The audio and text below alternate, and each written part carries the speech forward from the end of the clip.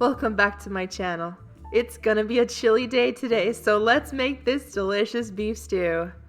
This flavor-packed recipe is easy to follow and makes a ton. Let's get started.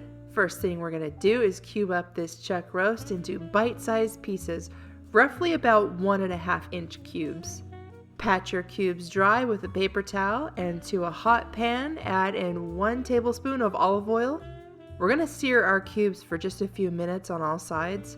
We're not trying to fully cook them, just get a nice bit of color. Sprinkle your cubes with some salt and pepper.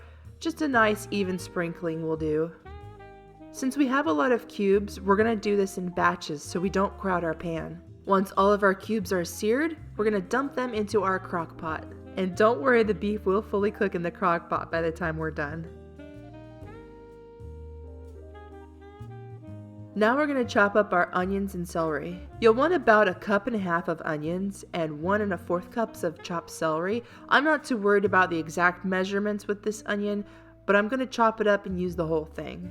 To the same pan we just seared our roast in, we're going to add in a few pads of butter. This recipe says to use the pan drippings plus 1/2 tablespoon of more olive oil, but I'm ready for some butter, so that's what I'm going to use. Into the hot pan on medium-high heat goes our onions and celery. Let that cook for about 3 minutes. And while you weren't looking, I chopped up about 4 cloves of garlic.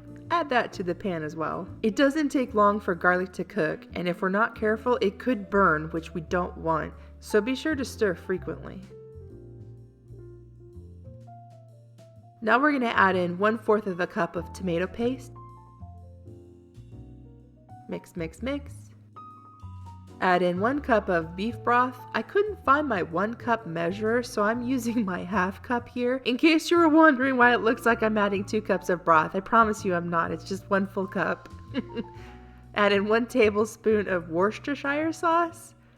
1 tablespoon of low sodium soy sauce. I used regular soy sauce here. I don't have low sodium.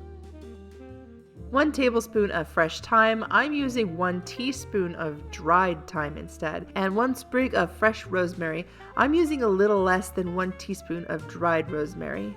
Give everything a good stir.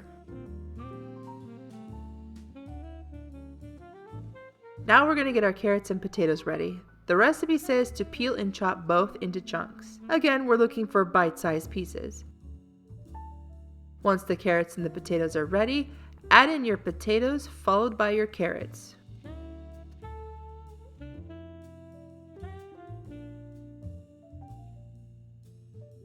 Grab your pan with your onions, celery, and garlic and add it to the crock pot. Lastly, we're going to add in 2 cups of beef broth.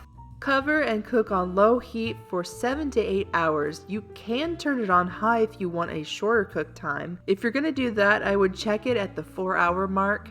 The toughest thing in here would be the carrots, so spoon out a carrot and fork it. If the fork goes in smooth, the soup is ready. If not, check it again in an hour. Just a quick note, the recipe says to add in 1.5 cups of frozen peas for the last 30 minutes of cooking. Well, I forgot the peas.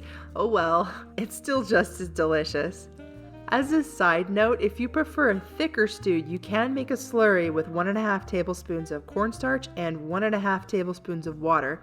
Mix it until smooth and then add it into your crock pot.